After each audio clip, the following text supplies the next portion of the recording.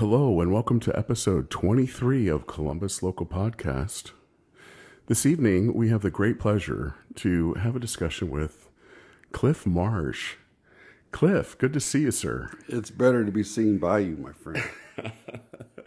It's so awesome you're making the time to do this. Yeah, it's. I was a little hesitant at first. I was like, "What do I have to talk about?" I haven't been in it for long, and I'm not 20, 30 years in with all kinds of war stories. So I was like, "Well, what do you want to talk about?" And then you came to see 270 Famous, and broke me down with their support. So. We did come out. We made it this past Friday night, and Cliff, I got to say, it's a great band. Thank you. And one of the things I liked about 270 Famous is the fact that you guys really have a lot of great musicianship. Yeah, and no one's overplaying there. No one. You got a lot of players, and the very high talented players. Yeah. But you're all musicians, and you respect the material, and you respect yourselves, and you give each other room to breathe. Exactly. In spite of me being in the band, it's a pretty good band. And when you talk overplaying, I'm chuckling because I'm a chronic overplayer. I feel things I shouldn't feel sometimes, and the only way to emote it when you're carrying something and your fingers are on something and it's in your mouth is to play. So that's how I emote. And I probably need to restrain it a little bit just to maintain harmony within any band I'm in. But thank you for that. Oh, for sure, man. It's the truth. It really is. It's a matter of just. I gotta make an adjustment here. Sure. Sorry. I don't know what happened there, but I think our sound's a little bit stronger. We just have to measure the output, and I think we're back where we need to be. Okay. But yeah, 270 Famous, that was a lot of fun, man. Yeah, they're a great group of guys, and I always wonder when one of them's going to just come to practice and say, you know what? If some of the folks from the Elks Lodge came and they saw what you were wearing, and they saw me with you, and they're not too happy about our association, so I'm going to have to leave the band. Stop, man. I can play in khakis and a button-down polo shirt, but no, that's not me. No, you got to be yourself. You got to be myself. For sure. People kind of are used to the hat or the slouchy beanie and other various forms of jewelry, which I consider to be gender neutral, but some would probably have other opinions. Yeah. And I wear the hats because I sweat profusely. And I wouldn't be able to see. I would be like, Rocky and Rocky IV at the end. So you not only look cool, but you're serving a functional It's functional, purpose. absolutely. Yeah. Absolutely. That's awesome. Yeah. Well, you're dressed for the part despite where and whom you're playing with. You've got 270 Famous that's gigging. Yeah. I know some of the answers to these, but where else are you? Well, I'm in a small little band. We're just trying to get gigs out right now. We're called Rock House Columbus. So we're just starting. We're still in the basement. The Doug Show. Those guys are freaking awesome, man. Doug could get paid to teach a master class in how to market, how to promote, how to create a vision and follow through with it in terms of your musical artistry and staying true to brand. He's tireless. He's always thinking of stuff. He's right now probably at a whiteboard, just kind of, I want to do this and that. So, yeah. And, he's a true entrepreneur. Yeah. Oh, absolutely. Right? Yeah. And, the rest of the guys are just great too. So, love them all. And, when you're tight with a group of guys like that and you're as busy as we are, it helps to have some chemistry. It helps to, have some cohesion. And, we're all centered around Rock House as the entity first, I think. And we're all very appreciative and gracious, and we recognize the impact we have in terms of bringing people out. I see, just from my limited time there on stage, the impact in changing someone's day. Hearing something from the past, when they had a full head of hair and their stomach wasn't as big, and they're just reliving that. So, yeah, that's one of the beauties about being in Rock House. It's got the 3 C's, which I always look for: the commitment, the chemistry, and the competency. Talented guys, and they're definitely committed. You have to be committed when you're in Rock House, and you're as busy as you are. And then the competency is there too. Very talented. Oh, for sure. Yeah. And I think one of the most recent gigs that Rock House did was at the Columbus Oktoberfest. Oh yeah, I was there. And I saw, Rock House had Saturday night, the last slot, and I was ill that day. But I did see some photos of Rock House's performance and some video, maybe, online. And I saw a particular picture of you, Cliff, and I also saw a photo of that crowd, okay? And the look on your face was priceless. Then I'll show you that picture. Oh, yeah, I'd love to see that. But I was wondering, what was going through, what was Cliff thinking? Looking at that crowd, that Saturday night crowd at Columbus October, because I think that was a record crowd. Yeah, I think it was. Everyone was just so pumped and just so happy to be out and take everything in. And I feed off of the crowd energy with Rock House, especially. I mean, with other bands and in other venues. There's an intimacy there, and so you feel it when they get up and dance and they grab your tambourine from your stand and whatever.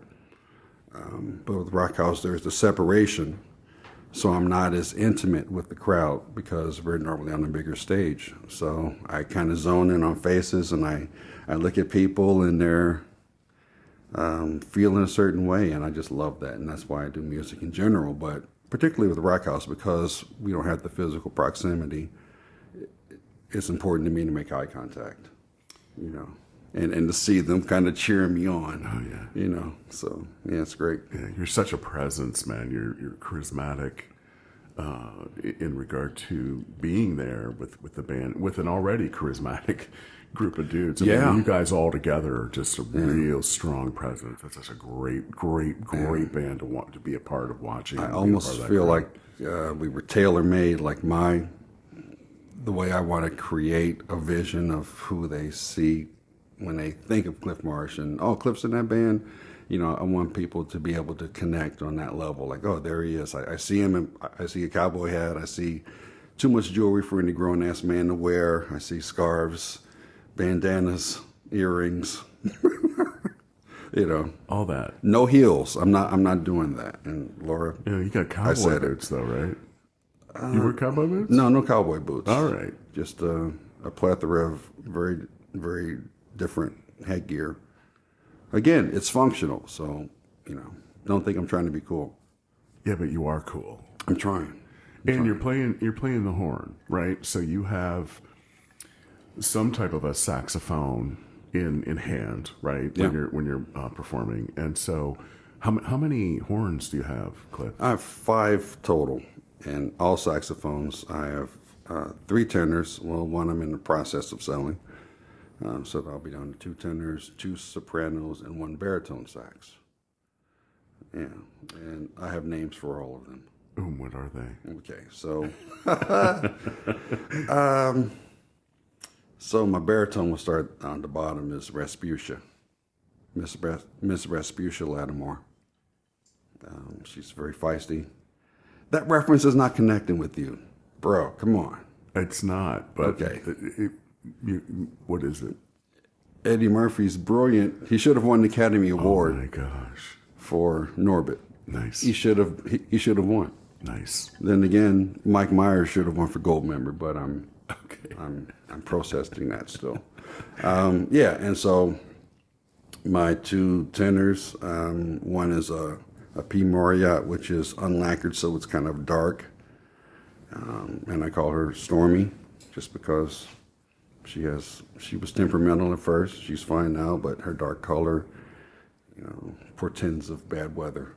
And the other tenor I had when I first started playing, when I first picked up the horn after my life hiatus, is Plucky, which was my mother's nickname. Oh, sweet. Yeah. And which one's your go-to? I'm hesitant to take Plucky out because she's just so special, and so it's Stormy. And then I have two sopranos, Miss Prissy, who's silver, and then my newest is Amara, which is my granddaughter's name. Oh, sweet. Yeah, That's cool. it's weird.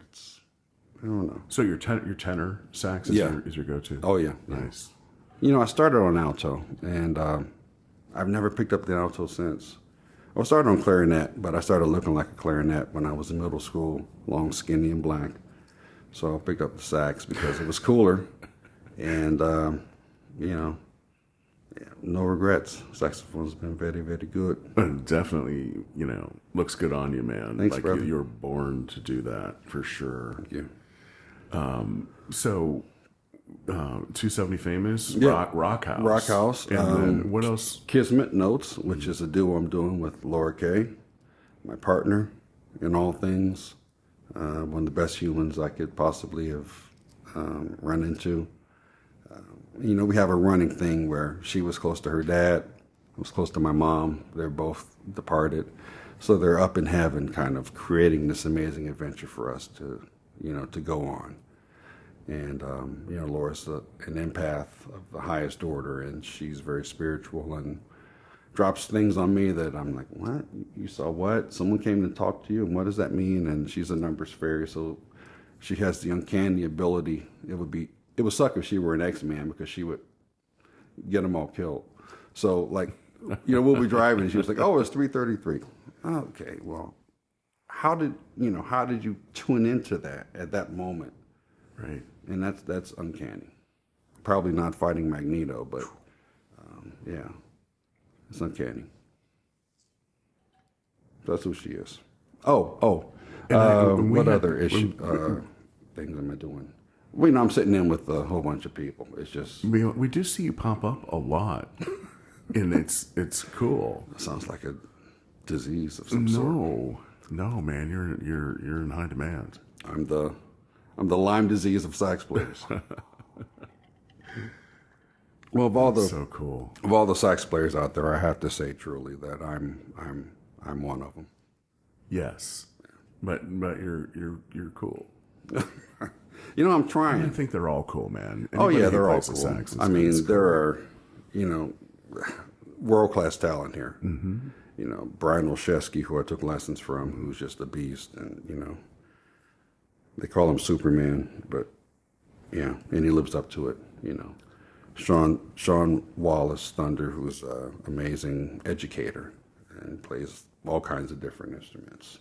He teaches at Ohio State. Michael Cox, who teaches at Capitol, been a big influence. He's a stalwart from jazz, and he has the flip-o with the forget about it.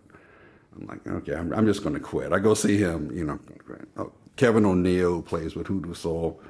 He's a freak of nature. He's just, I love that. And there's band. all those guys. Sean Curtis, I see you. I see all those cats.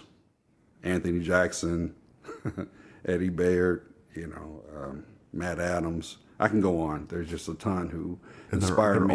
They're all cool. Oh yeah, they're all cool. They're all sax players, very giving, and I have to dedicate this to AC. Oh my God. Who, when I first started playing in the blues jams, he was so nice to me. And there's a story I could tell, but I would literally start bawling, and I don't want to do that. I want to stay cool. Okay. But, those early interactions with AC, just him being welcoming and, giving of his attention. And He's one of the first people I met in Columbus music, and I share your admiration, your blessed memories of AC, yeah. and it killed me when he passed. Yeah. I was filling in for him with Nightfall near the end. Did New Year's Eve with them. Had committed to them, and then Rock House said, "Hey, why don't you come do New Year's Eve?" Like, oh man, I committed already. But it was fun. We were at Indian Lake. It was fun. So I was sitting in with him because I think he was with Drew Allen at that point doing a duo, and just conflicts, or he wasn't feeling well and didn't tell anyone. So, so I got to know them, and so that was kind of special when he passed. I'm gonna get you closer to the mic. Okay, sorry. Yeah. So when he passed, I felt that with Nightfall because I got to know them, and so. Yeah, I had AC played in some of the bands that I was running, years ago, and he really is giving and very influential presence for sure. Absolutely, and sorely missed. Yeah. Any reason why you're playing the horn, Cliff? How did this start for you? Well, that's a great question. So I grew up in St. Louis, and to a single mother. My father was a homicide victim. So my mother was a nurse with the Veterans Administration. She started out as a candy striper, and she realized that for her to advance up the ladder, she would have to move around and get different experiences as they became available. So most of my life was spent traveling. So we were in St. Louis again until I was 8. Then she got transferred to Jackson, Mississippi. We were there for 2 or 3 years. Then San Diego, which I was very pumped about. We get another 2 or 3 years. Then Philadelphia, the suburbs. And by that time, I graduated high school. And then she got transferred to Richmond, Virginia. And then she retired in Pittsburgh. So, the only constant for me was music and comic books. I'm still a geek. I carried them with me. So, I was going from school to school because every time we moved to a city, we would end up moving again within the city. So I was always the new kid for about a year or so.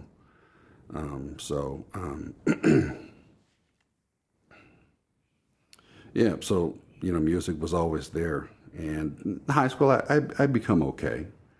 I was all right, And so graduated high school, went into the service for a little while, college, and then jobs. And music was always something that was there. I mean, I obviously still loved music, but the horn wasn't there. I just was too busy trying to be the father I didn't have, and trying to conquer the world as a young guy who was just out of school and trying to be a professional and carve a career. So music was on the back burner, and at some point, I found myself single. My kids were grown, and so it was an existential moment where I had to kind of see, who am I? What am I about? What's my purpose now? Because my purpose had been to be the best father that I could be, to effectively break the cycle. Yes. Yeah. So did that successfully, and I have 2 great kids. But yeah, I picked up the horn, and I had been playing in church, but it was just church. To me, it was unfulfilling, and as we kind of discussed, my love affair with music, or with religion, was on the wane, so to speak. So found some resources, but I knew I needed lessons. So one of the organists from church, Vernon Hairston, who was a local jazz musician, introduced me to Charlie Cook, who's passed away. Charlie Cook, who was a local jazz guy, was my first kind of entree into playing other stuff and learning theory and improvisation. So, Cookie passed away. Took lessons from Brian Olszewski after that, which was, can't ask for better at that point in time for me. Right. And it was funny because as I was leaving, I was getting compliments from people. You sounded great in there. You sounded great. I'm like, I'm just practicing. And, he was letting me do whatever. But yeah, Brian was very influential and still is. And so I knew I wasn't going to be a jazz guy because, you have to go to college for that. I went to college for something else. You have to go to college for that and really apply. And I didn't have, at that point in time, I didn't have the patience and the dedication to, go to a jazz school. So I went to the jams, And you got a different education. Yeah, different education. Patrick McLaughlin at Crazy Mule. Oh man. Josh Rizzo at On the Rocks. Of course, the Dolphin Lounge. I can't remember who was doing it then. I don't know if Tom was. But yeah, and just kind of starting to play and meet people, and then my confidence came. And then I saw my progress start kind of exponentially going up. I was more comfortable in front of a crowd. I was more comfortable with what I was playing. People were actually receptive to what I was doing.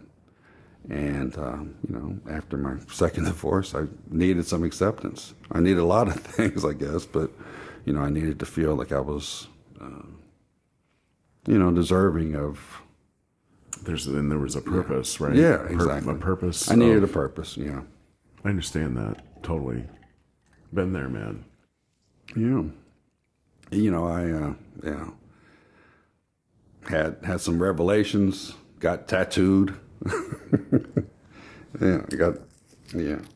Oh, wow. Yeah, so the word of Invictus is tattooed across my chest. Nice. From the poem, William Hindley. Yeah. You remember that one? I'm not a literary guy. Out of the night that covers me, black is the pit from pole to pole. I think whatever gods may be from my unconquerable soul. In the fell clutch of circumstance, I have not winced nor cried aloud. Under the bludgeonings of chance, my head is bloody but unbowed.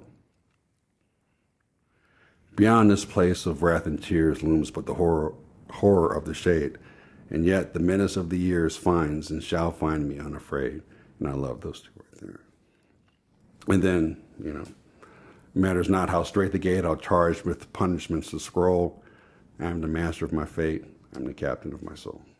Nice. Yeah. Nice. Because that's you.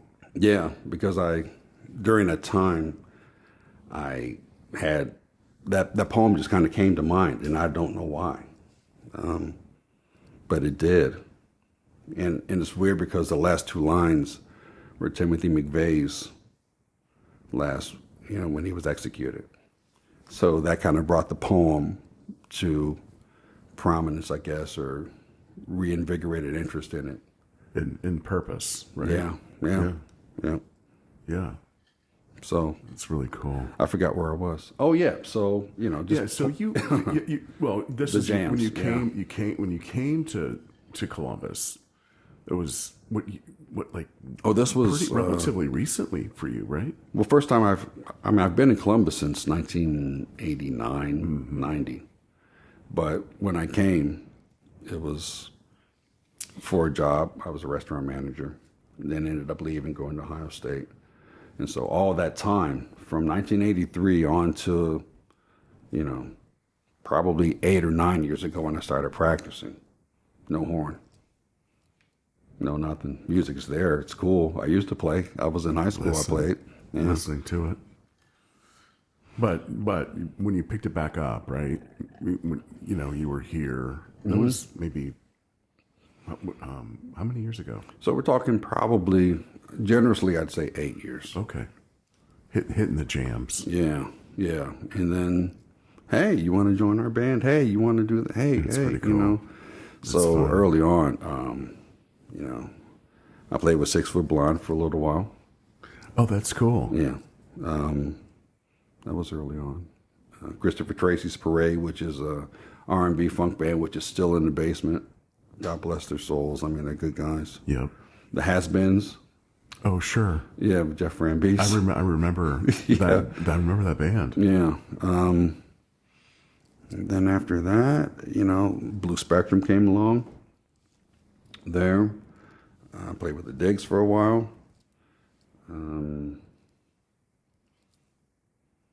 Rock House. Right. Yeah. And then just sitting in and jamming with a whole bunch of other bands, just one-offs. Yeah. Which has been phenomenal. Yeah. So when you decide to go out and you hit the venue, I'm sure the bands see you. Sometimes. I gotcha. Sometimes. If you make yourself known, they think he's probably got his horn in the Yes. trunk or something, right? What's going on there? Famously, Hot Lucy. Love those guys. Yeah. And who else? Oh, Distorted Silence. I played with them for a gig. Oh man. Yeah, Rico in the Distorted Nation. Powerhouse, yeah. Great fans too. Who else?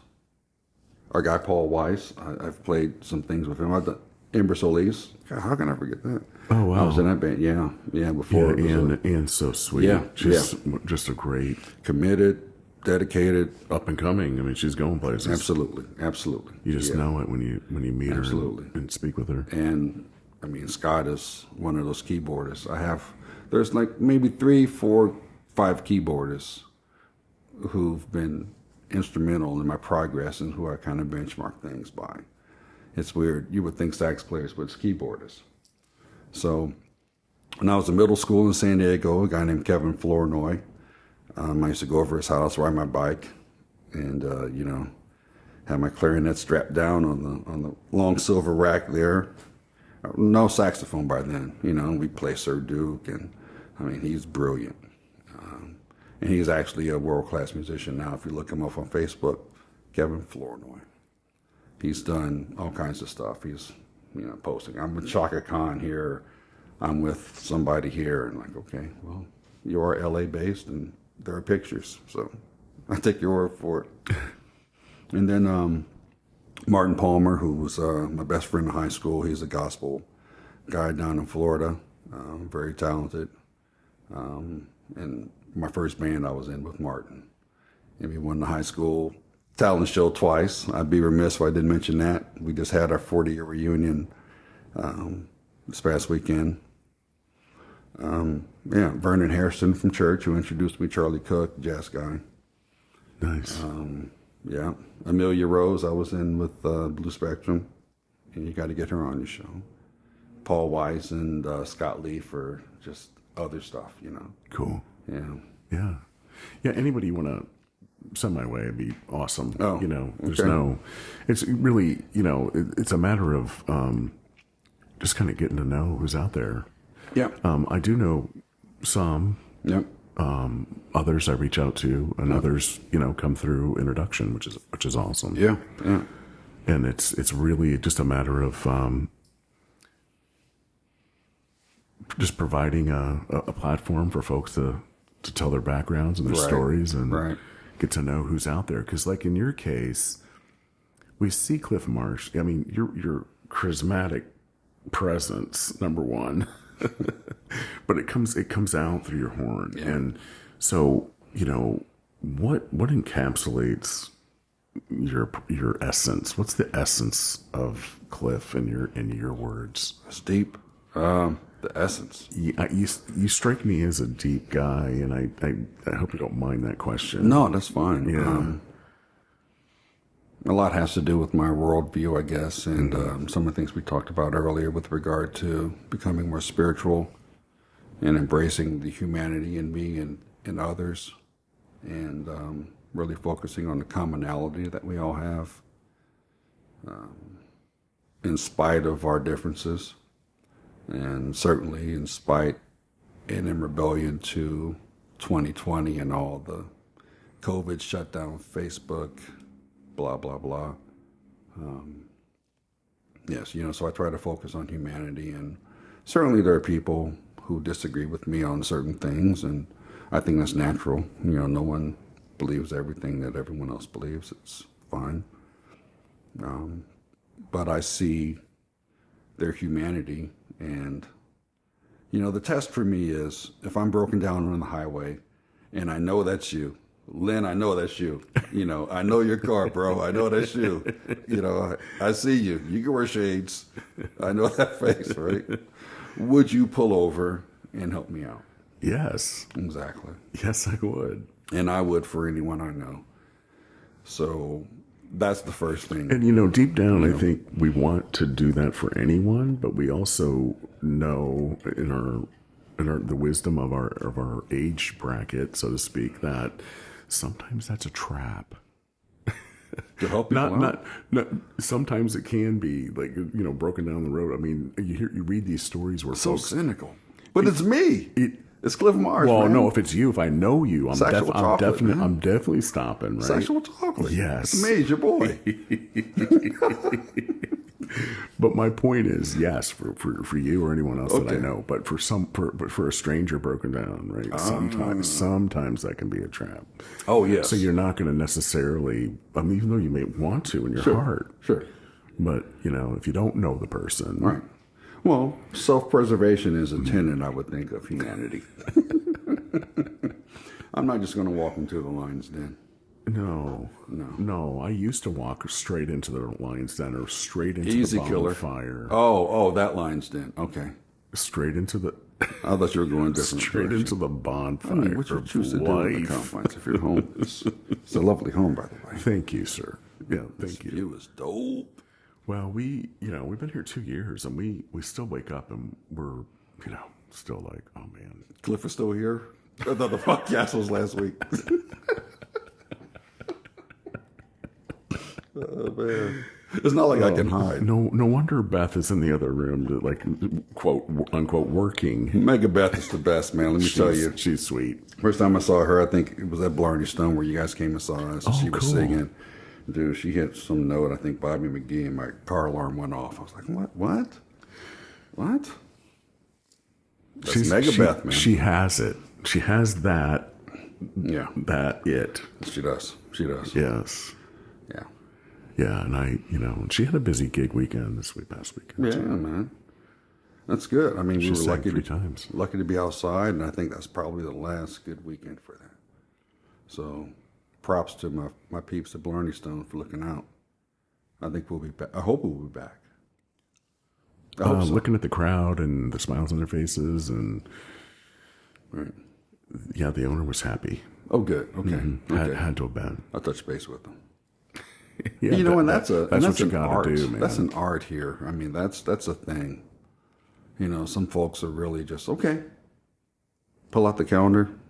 Some you have to caress, I guess, and massage. Some you have to definitely pursue. Maybe hire a third-party investigator to track their whereabouts. Put a tracer in their car. When they say they're home, and they're at work, they're at work. Yeah. I guess. I don't know.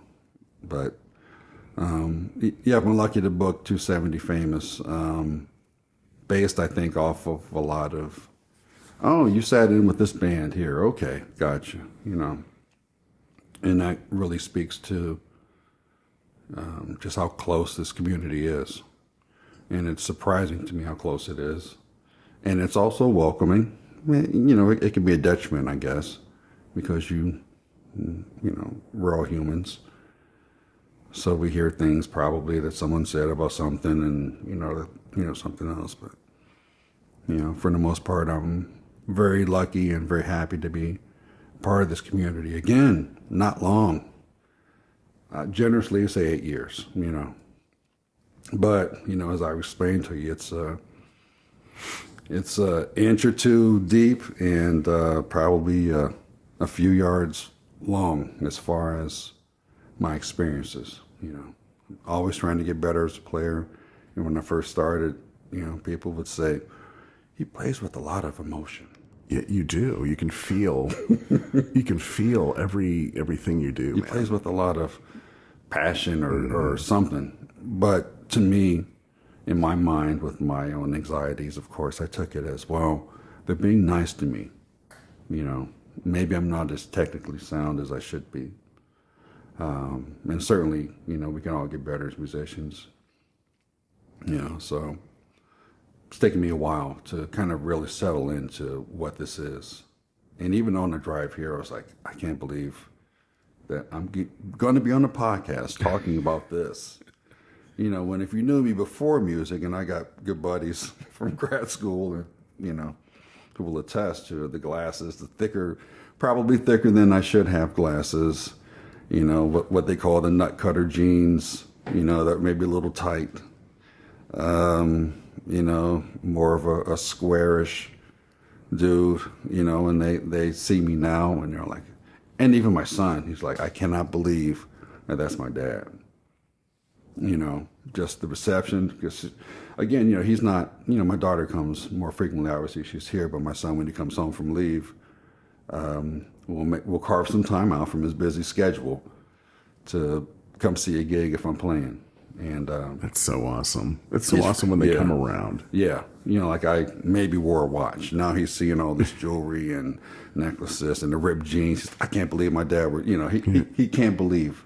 But I had to be that dude. You're a rock star, man. I had to be that dude to raise a son to go out into this world. And this skin and all of that. I had to raise him, being kind of type A. Now, maybe type B+?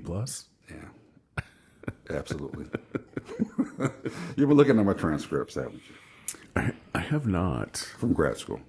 I have not, but I'm intrigued now.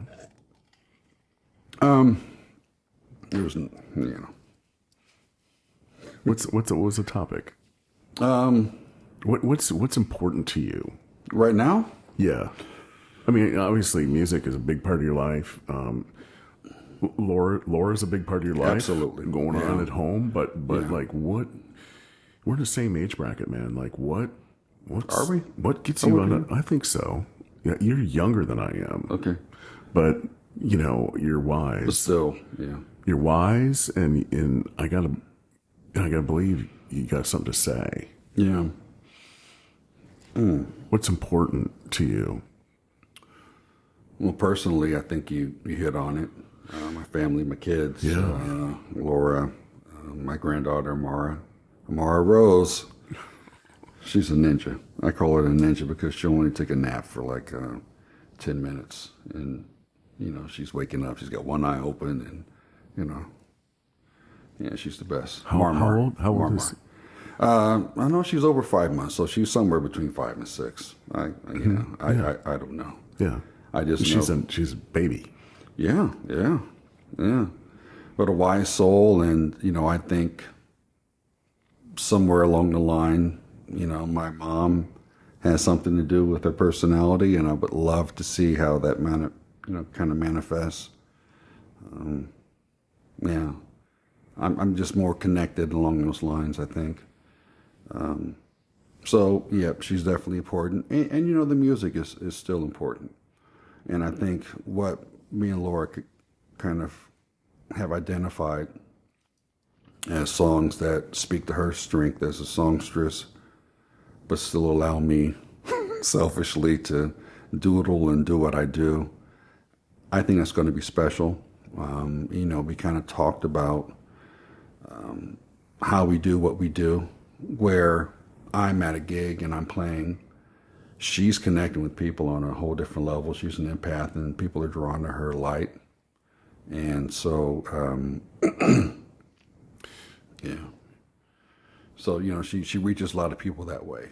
And she'll come out of the bathroom and, both women are dabbing their eyes. I'm like, okay, something happened. She felt something in the room. Yeah. Yeah. Or, she goes to the bathroom by herself. She comes out and she's hugging 3 women, I don't know what goes on there. Do dudes do that? No. No. Especially coming out of there. Yeah. No. I mean, no, it's no. Don't, watch your stance. Don't be too broad around the shoulders. That's right. If you're both talking to a man about a horse, keep it straight, bro. Mm-hmm. No eye contact, even if I know you. Matter of fact, 5 stalls down, right? Oh yeah, you got to have at least one. Not, yeah, I mean, the more the merrier. right. In this particular case, That's right. is where it's weird that we're talking about urinals. Yes, I said urinals. It's weird that we're talking about that. It is. The more the merrier. I don't know how it came out. That's right. Well, But Lore. yeah. So I'm sorry. That was not an exercise of word association, was it? no. That's so funny. Easy killer. Yeah. So she connects with people, and I think with our chemistry, and I think with what we're going to do musically, we'll reach a lot of people and create whatever positive vibe we can. And what's the name of your duo? Kismet Notes. Beautiful. Right. So if you go to Facebook and look up Kismet, Kismet, it's Hindu, I think, for destiny or fate. Yeah. Used to be Cliff's Notes, which, I literally had to research and get a disclaimer in case they came after me, the Cliff's Notes guys. And, it's backing tracks, and it's Cliff's Notes because, number one, it's kind of catchy. But it's an opportunity for me to play the stuff that really touches me. Like I was in San Diego 78 through 81 or 77 through 81. So if you think about the beach in San Diego, you're thinking Three's Company, you're thinking, a whole bunch of different vibe, right? And so we would literally go boogie boarding at La Jolla and all that stuff and bikes. I had a big jerry curl, which, the juicier the better, right? So it's funny because That's so cool, man. On the way to school before you hit school, get a little activator going. Little dabble, do you? That's right, man. Get juicy. Get it juicy. Get it, so when you shake your head, man, you got curls flopping. Maybe a spritz during the day. Splash of. Yeah. You go home at night. Can you imagine what's in your hair? Oh, jeez. Exactly. I didn't Every think about kind that, of insect known to man Wow. is in your hair, right? So you're Still alive, right? maybe Sometimes. yeah. So that was me literally back then in junior high. Jerry curl, the painter's pants, the corduroys, the Ocean Pacific painter's pants, Converses was your star. Nikes, they had the baby blue, the white with the baby blue swoosh. Yeah. Terry cloth shirts. Wow. Yeah. And so you're talking Doobies, you're talking Ambrosia, all the yacht rock stuff. I was literally, I would say ground zero for that. I knew probably, you're talking Jerry Rafferty, you're talking all those guys, Al Stewart, if you had taken a skinny black kid from Chicago, they probably wouldn't know all those names. But, because we were there and we were exposed to that, the waning of disco, good funk, Parliament Funkadelic, Rappers Delight, I was there for that, San Diego, That's beautiful. Yeah. I don't know how we got started on that, but we were there. So I took you to a place and time, Linda Miko, and I gave you some music to listen And I to. appreciate it. My man. Oh, man.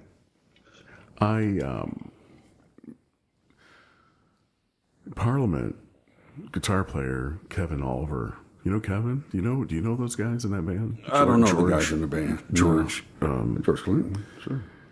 One of my favorite guitar players is Kevin Oliver. Kevin plays for Parliament. Oh, wow. Psychedelic. George. George Clinton. Yeah. Yeah. He's been playing there for years, and I just like Kevin. Oh man, he used to play here in Columbus when he lived in Columbus with Hoodoo Soul. Oh yeah, and I just one of the nicest guys you ever meet in your life. Yeah, yeah. But that music is so timeless. Yeah, it is. It's good stuff. Yeah, yeah. And I would play along with it. at home. Yeah, I play the radio and just play along with it, and that really helped develop my ear. Of course, I was playing alto at that point in time. Yeah, so I have a connection to that, and so it really felt important for me if I'm going to do some solo stuff to just play that George Benson, It is all Laura. that. Is Laura singing? Yeah. So, project? Kismet knows. So we're Yeah, back yeah. on it. Yeah. No, So, no, I'm so, yeah. yeah. So, I have a couple gigs. I really don't pursue it, and I was kind of lazy pursuing it because to me, I'd rather just play with somebody. I'd rather just play with a band or play with, a duo, a trio, whatever.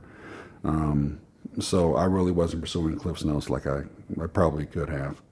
But, Laura's a singer. She was always singing in the car, singing at home, and she would sing every once in a while.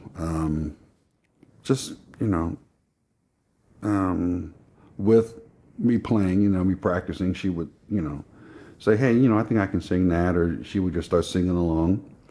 And, she's a preacher's kid, so she was raised in a church. And so we decided to just do it together. So I have maybe a couple gigs still this year. So we're going to be at El Dorado's on October 15th. Look for Kismet Notes. Oh, cool. Yeah. Oh, my calendar's marked. Yeah. There you go. And so, we were Yellow Springs, and the story's on our Facebook page.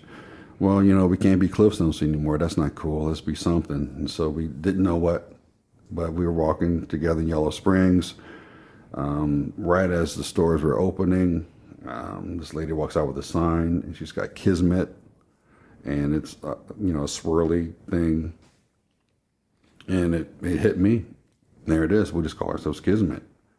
And there's a Kismet, of course, and there's a Kismet duo. So I think Kismet Notes is, Cliff's notes evolving to, Kismet Notes. It's really cool. And so she's going to sing the thing, the lyrics that I was playing in my solo thing. She's going to sing those, and I'll find something to play. It's so cool. I'm sure. I can't wait. I've seen some video, but I'm looking forward to the live show at El Dorado. Yeah. This is the first one. Yeah. Coming up. So, we mentioned my saxes. I'll be playing soprano and tenor. I won't be playing the baritone.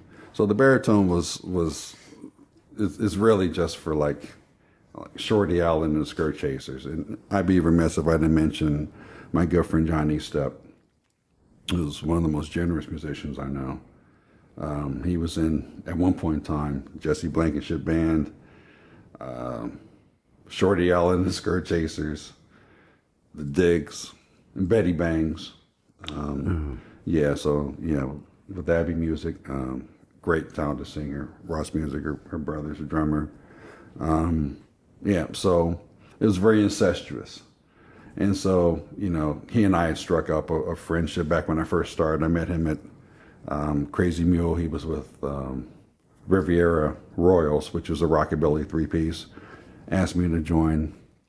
We've been friends and musical partners ever since. So I want to give him a shout out, as well as someone who's been instrumental and very generous and very just encouraging, And, I've stayed with a few bands. I'm not talking about John in this instance, but I've stayed with a few acts longer than I probably should have, And that's primarily because you want me to be in your band? You don't know me from, I'm just kind of new on the scene, there's a big guy who plays sax, and he plays very energetic. He's not that good, but he's got lots of energy. I was that guy, So, I think, we're not, we're in the band until we're not in the band. Reasons for departures and terminations and things are, in the larger scheme of things, they don't mean anything. But, with every departure and every, disagreement, I wish everyone the best. And that's a karmic effect for me. The more positivity I wish upon whoever let me go, has just led to more success and more feeling at ease and obviously more peace, because you're not in a tense situation, but it's just left me just feeling more human. That's a great attitude, man. And I think, that's a lesson for everyone. Mm-hmm. Don't be angry at anyone. Just forgive them and wish them the best. And if you're 5'2", you're a 5'2" dude, I wish you wake up on the beach, 6'5" with long flowing hair, and muscular like Thor. If you're insecure, I hope you wake up and you're able to walk and say hi to everybody you meet. Whatever. Again, for my perception, I've identified some things that, oh yeah, that person was insecure. Oh yeah, that person was a little too controlling. But whatever the case may be, I wish everyone the best. And you'll get that back. I guarantee it. It's a beautiful thing, man. It's a beautiful statement, but great attitude. And one to be received by everyone. I hope so. So, back to, what's concerning me. I think that's something. Empathy. Yeah. And just realizing our commonality. And music has certainly been one that I'm sharing as in terms of a commonality with everyone, from every political stripe, every racial stripe, every whatever. If we can connect and say, man, that was a kick-ass song, and just, go deep into the liner notes and who played sax on this, who played guitar on that, I think we'd be better off. There's too much that divides us. Oh, yeah. No, couldn't agree more. Couldn't agree more. And it brings us back to the music, the common thread. And, for you, we can all find rock house. Oh, yeah. We could find small little band just trying to get along, just trying to figure some things out. Of course, trying to learn from others. Key West in November, and go on our website, Playa del Carmen, the all-inclusive resort. We're playing with Buck Naked Band and Boaterhead, the yacht rock powerhouse from Cleveland. Both bands are powerhouses from Cleveland, but yeah, Boaterhead, and they're at Lazy every once in a while. I think they're coming up at the Lazy Chameleon. So come on out, party with the guys at Rock House, and see some good yacht rock Boaterhead. That's going to be great. Yeah. 270 Famous. I know we're at Rennie's. We've got another Eldo's, a Friday night at Eldo's coming up. Check that out. Check out Kismet Notes. Me and Laura Kay doing some stuff. And from time to time, Jerry Lowe's, Hurricane Jerry, who you've got to have on your show. I would love to. We saw I'm him. gonna get Jerry here. Beth and I saw him in Westerville, doing his solo, and I've followed him for years. He doesn't know me from Adam, but I'd like to. He's in Chicago right now, I think. Yeah, he was doing some stuff. Yeah, him and I, we connected at a blues jam, and there are just some connections, especially like with AC. With Sam Warbignoli, who was a great keyboard player up north in Mansfield. Sam, miss you. Just a few guys, and Jerry he's just one of those guys. He's been around, and the fact that he would give you the time of day and kind of do he's a sweet Trey eights with sweet you. guy. Oh, yeah, he's a sweetheart. And the latest duo, you guys have a Facebook page. Right? Yeah. Kismet Notes. Notes. Yeah, refining the set list. If she can sing anything, it's fluid. I can put a sax on anything, just about. Mm-hmm. So it's like, what makes sense, what doesn't? So we've got a plethora of songs. October 15th, come see us. We just played our first gig at Prohibition, which is a lovely little spot up in Powell, across from Hooly Hooly. He saw us at an open jam, and Elton, props to you. Yeah. That's sweet. Yeah. That's sweet. Phenomenal. Yeah. My other projects, I'm sitting in with other people, of course. Christopher Tracy's Parade, let's go, guys. We're still in the basement. So much talent. But Reggie Hooks, who's got a Blue G vibe R&B. So I'm spreading my wings, going to do some R&B from all this rock and blues. Yeah. Glad to hear it. Yeah. Cliff Marsh, everyone. Cliff Marsh. Thank you so much for coming and spending the time this evening. This has been fun. And come back, man. Come back with Laura, and we'll 4th of July. I mean, it's going to be, well, let me know. I think we'll still be here. Yeah. And if I forgot anyone, you're loved. and you know that you've touched me, and let's just all be better to each other, you know, and It's a great message, man. find the music. Let's find the commonality. Words to live by. Thank you, Cliff. Thanks, brother. All right, y'all. Thanks for listening. Episode 23 on Columbus Local Podcast. Thank you. Have a great night. Bye-bye.